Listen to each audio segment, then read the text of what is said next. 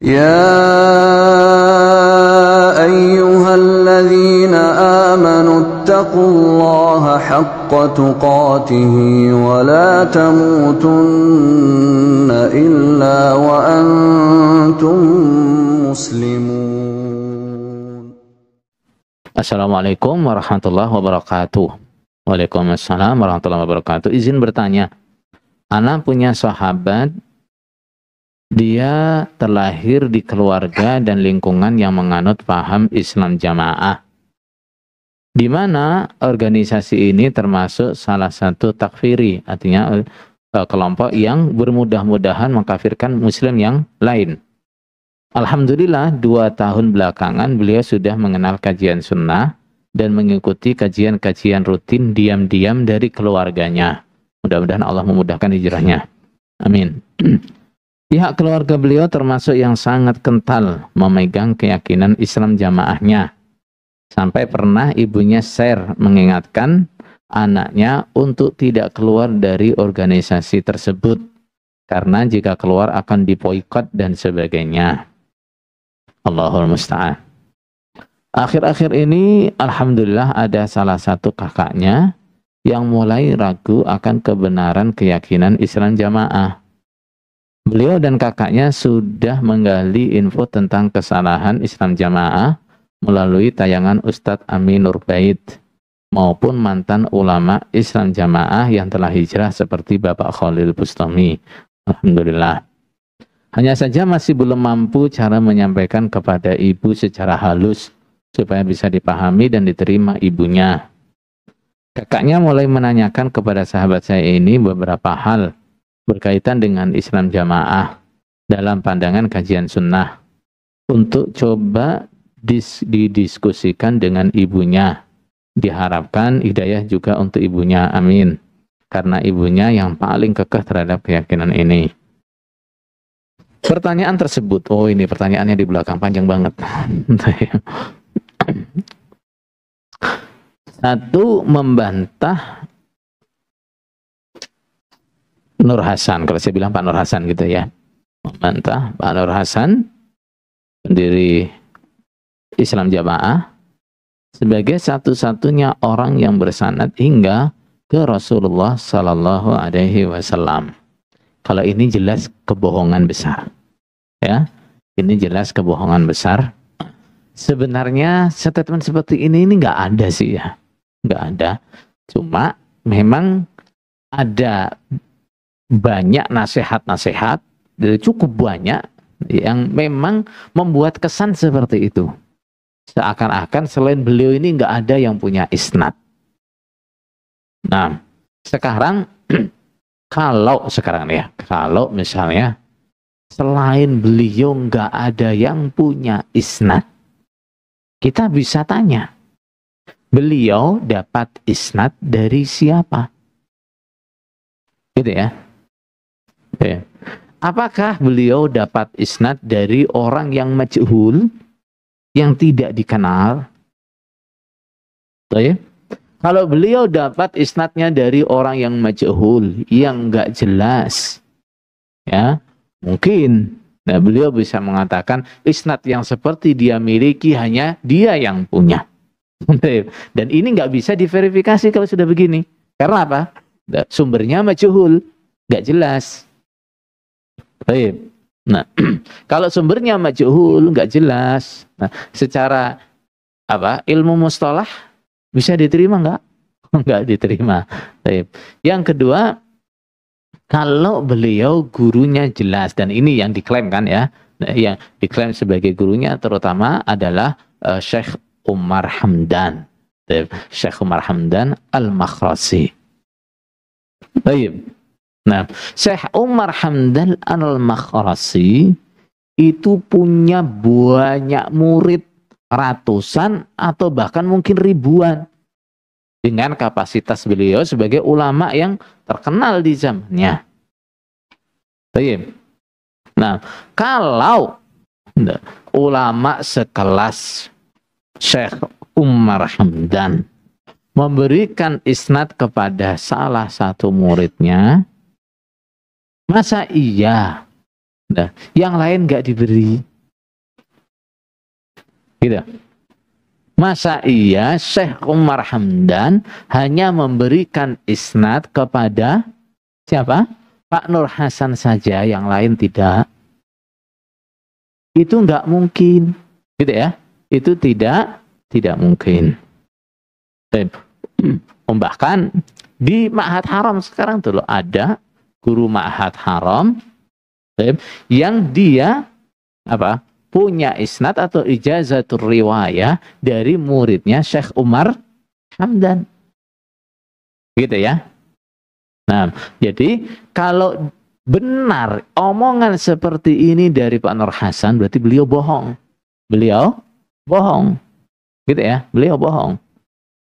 Kalau Pak Nur Hasan nggak ngomong begitu, murid-murid yang ngomong begitu, berarti murid-muridnya yang bohong.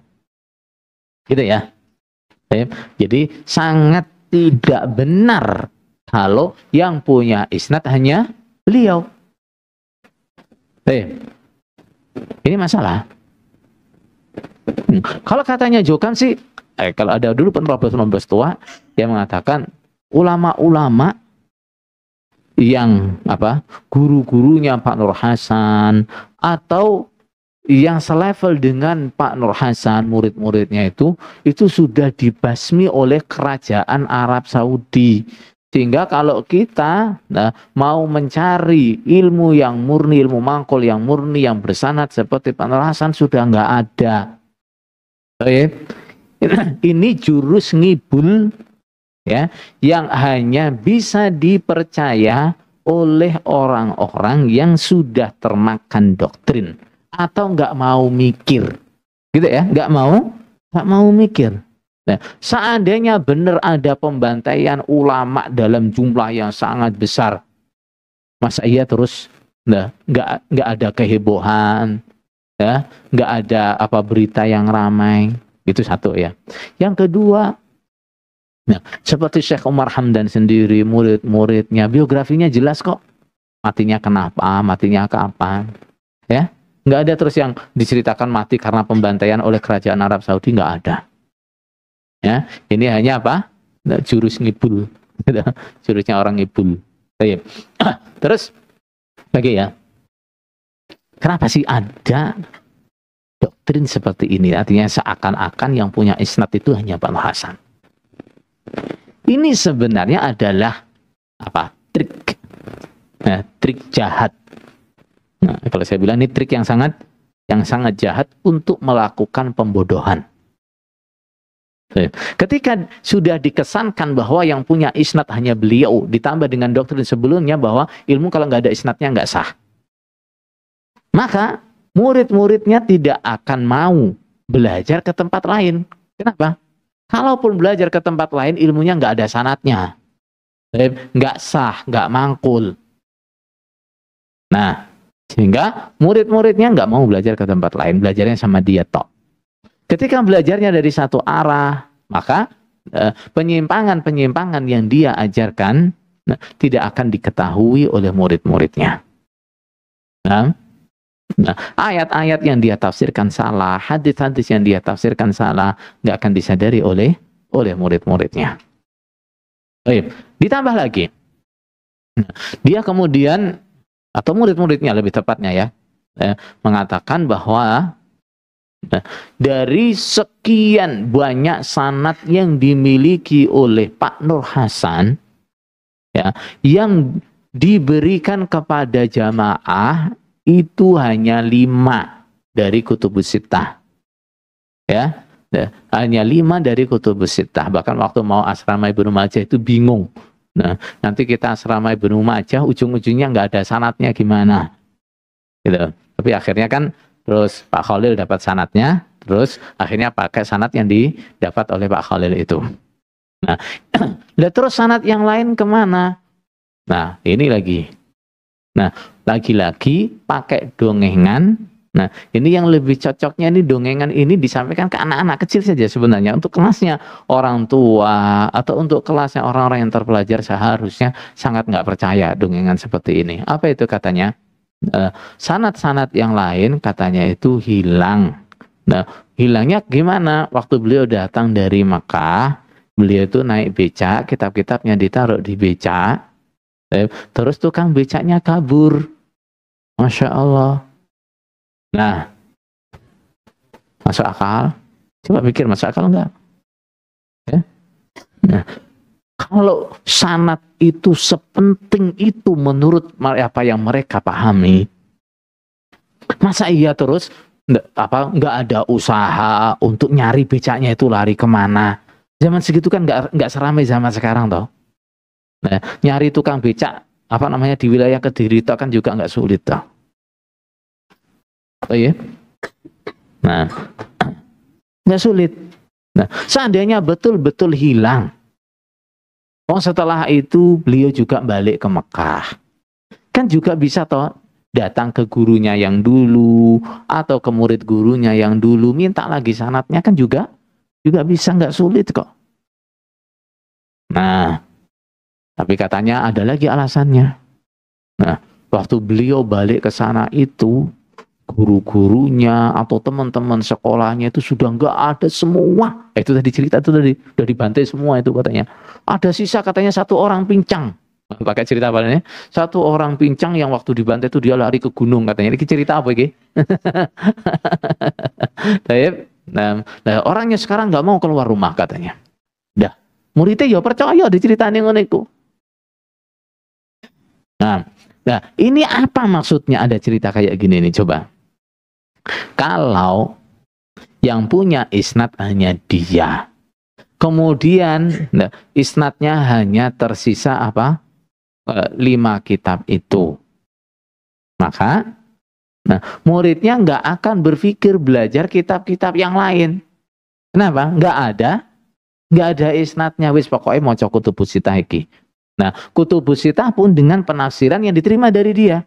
Baca syarah-syarahnya ya jangan nggak ada sanadnya, nggak mangkul, gitu ya. Bahkan kalaupun ada syarahnya nggak cocok dengan yang dimangkulkan dari dia juga nggak diterima oleh murid-muridnya. Nah, ini sebenarnya adalah jurus-jurus pembodohan. Jurus apa? Jurus pembodohan. Baik. Bahkan coba mereka yang mengklaim bahwa satu-satunya yang punya isnad nggak punya isnad ilmunya nggak sah. Nah, mereka itu memangkulkan, kalau bahasa mereka memangkulkan makna keterangan Al-Quran, bahasa mereka begitu, atau dalam bahasa kita adalah memangkulkan tafsir Al-Quran tanpa sanad, gitu. Nyambung nggak?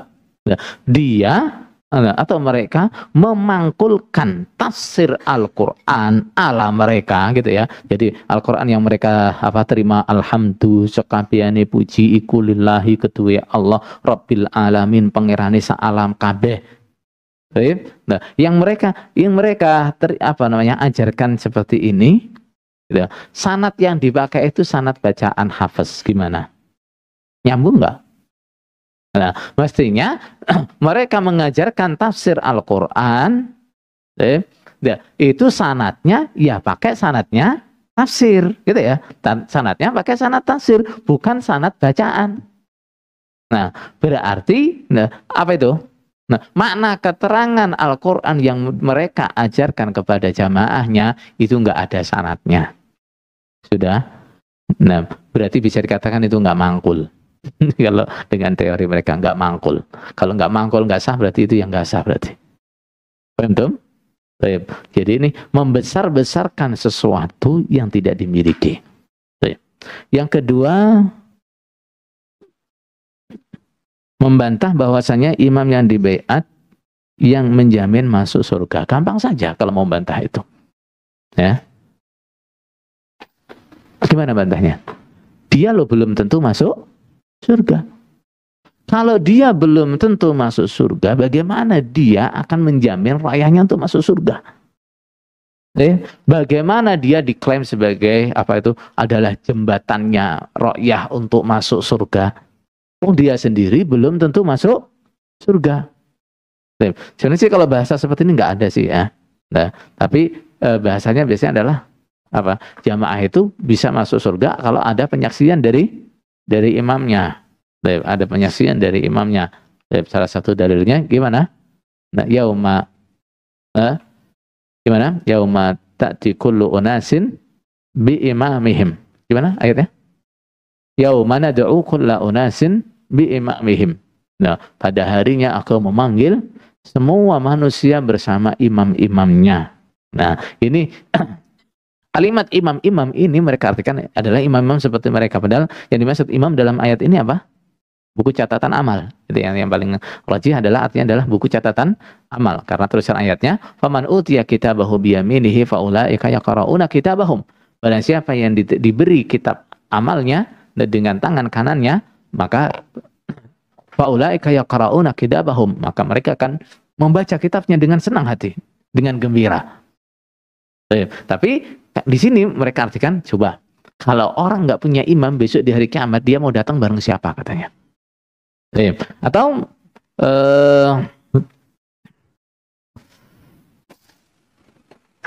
mereka biasanya mengatakan juga, kalau nggak punya imam, Islamnya nggak sah. Dari sini, kalau Islamnya nggak sah, nah berarti ya sama dengan nggak Islam, berarti juga nggak akan bisa masuk surga dan seterusnya. Semuanya itu salah, ya. Semuanya salah, nggak ada dasar dalilnya. Ataupun ada dalil, pasti mereka salah mengartikannya. Gitu saja, simpelnya seperti itu.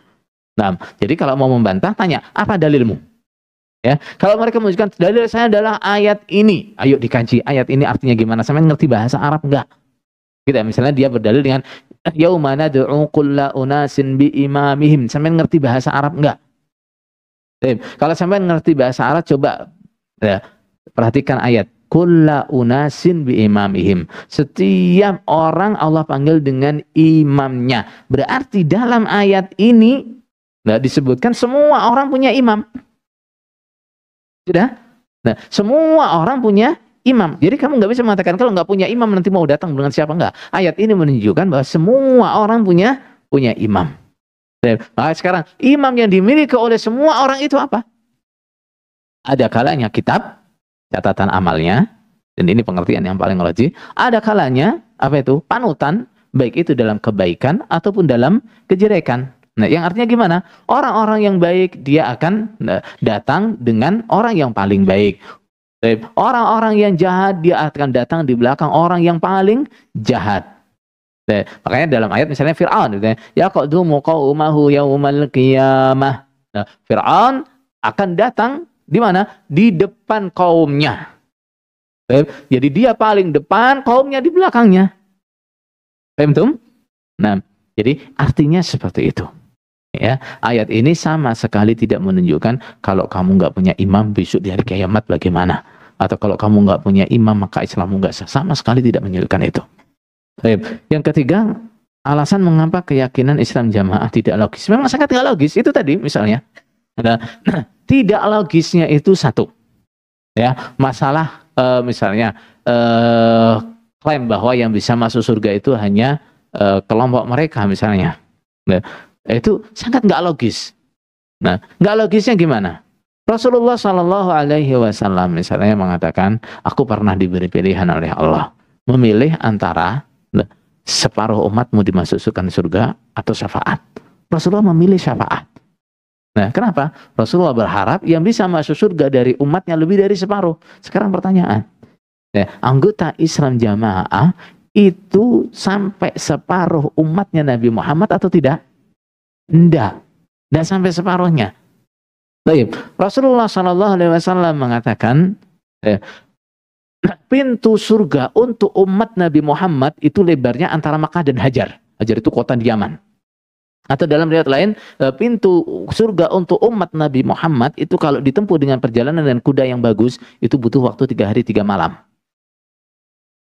Untuk umatnya Nabi Muhammad. Kemudian Rasulullah mengatakan, ya gimana? Umatku masuk surga dengan berdesak-desakan. Sampai-sampai pundaknya itu seakan jatuh. Karena apa? Karena desakannya itu.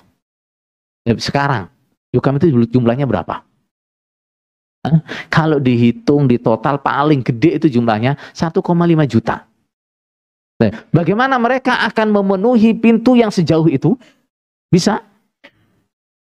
Bagaimana mereka akan memenuhi pintu yang sejauh itu atau bahkan berdesak-desakan seperti yang dimaksud dalam hadis? Gimana mau desak-desakan? Mau guling ke sana, guling ke sini kayak orang mabuk gitu? Nggak logis, ya, nggak logis. Mereka berusaha mencocok-cocokkan. Ya kan bandingannya ahli surga itu dengan ahli neraka adalah 1:1000. Sekarang 1:1000. Coba bandingkan populasinya Jokam dengan populasi manusia. Ada nggak 1/1000-nya? Zaman sekarang aja, nggak usah yang jauh-jauh ya. Ketika Jokam sekarang udah banyak, ada nggak Jokam itu dibandingkan 1:1000? Nggak ada. Nggak ada. Padahal Rasulullah Shallallahu Alaihi Wasallam ketika membahas ini 1:1000 itu, Rasulullah menyebutkan Ya'jud Ma'jud. Nah, itu dari Ya'jud Ma'jud itu sudah 999, yang satu dari kalian. Jadi ini betul-betul ajaran yang sangat tidak logis, sangat nggak logis. Paham tuh? Apalagi kalau kita ngelihat prejengan nih, gitu ya. Nah, perejengan nih, banyak yang istilahnya jauh dari kata agamis, ngerti ilmu ya enggak. Kalau ngelihat orang-orangnya seperti itu dibandingkan dengan orang yang dikafirkan, lebih nggak logis lagi, lebih tidak logis lagi. Nah, paham imamahnya juga nggak logis gimana? Mereka mengatakan kalau nggak punya imam, Islamnya nggak sah. Terus nah, imam yang sah imam mereka. Kemudian orang Islam di luar kelompok mereka nggak boleh tahu siapa imamnya. Logis nggak? Logis nggak? Sangat nggak logis. Nah, masa iya misalnya ada orang datang ke sampean, misalnya Rehan, nah, kamu Islammu nggak sah karena nggak beat sama imam. Terus Rehan tanya, lah imam sampean siapa? Nggak punya, gitu. Gimana? Gimana? Nah, imamnya yang mana yang harus saya beat? Nggak punya. Ya cari aja sendiri gitu misalnya. Logis nggak kayak gitu? Nah, mengkafirkan orang Islam karena tidak baiat kepada imam yang mereka nggak boleh tahu. Gini, lucu kan? Lucu. Ya, kalau mau tahu siapa imamnya harus ngaji dulu di tempat saya, ya, ngaji nanti berbulan-bulan, ya, dimasukin doktrin dikit-dikit. Kalau sekiranya masuk baru dikasih masalah keimaman. Nah, kalau nggak masuk, nggak usah tahu siapa imamnya. Nah, ini repot. Ini ajaran yang sangat tidak logis. Kalau mau cari yang nggak logis, banyak. Coba teliti saja doktrinnya satu-satu. Nggak ada yang logis. Nah, nggak ada yang logis. Nah, lah kenapa kok bisa dipercaya oleh penganutnya? Itu tadi, masalahnya gimana? Nah, muridnya nggak boleh ngelihat ke tempat lain, nggak boleh dengar dari tempat lain. Gitu. Makanya nah, sangat sulit bagi pengikutnya untuk bisa diingatkan, untuk bisa disadarkan, sangat sulit. Ya seperti yang kita dulu seperti apa? Ya, butuh waktu berpuluh-puluh tahun, ya, butuh keadaan yang mungkin luar biasa sampai akhirnya kita bisa sadar, oh ini salah. Oh saya ini ketipu. Nah, biasanya mereka bilang kalau sampean puluhan tahun kemudian merasa tertipu, katanya itu hanya ada 2 kemungkinan. Yang pertama sampean bohong, yang kedua saking gobloknya sampean. Katanya begitu, mereka bilang gitu kan. Nah, kalau ada orang yang merasa tertipu dengan ajaran mereka, mereka bilang begitu. Nah, kita akui memang. Nah, berpuluh-puluh tahun kita jadi orang goblok karena apa? Pembodohan yang mereka lakukan. Alhamdulillah sekarang kita sudah sadar bahwa kita itu goblok, gitu. Nah, yang lebih kita kasihan adalah apa? Orang-orang yang sampai sekarang belum sadar kalau dia itu goblok, dia itu ketipu. Itu yang lebih apa? Lebih kita kasihan. Ya, kita sekarang kita sadar bahwa dulu kita ketipu, kita goblok, kita sadar. Sekarang kita harus belajar. Nah, antum? Baik. Jazakumullahu khairan. Itu surat yang datang dari salah satu teman kita, dan itu yang bisa saya jelaskan. Waktu kita sudah habis. Subhanakallahumma bihamdika asyhadu an la ilaha illa anta astaghfiruka wa atubu ilaik. Wassalamualaikum warahmatullahi wabarakatuh. Ya ayyuhalladzina amanu taqullaha haqqa tuqatih wa la tamutunna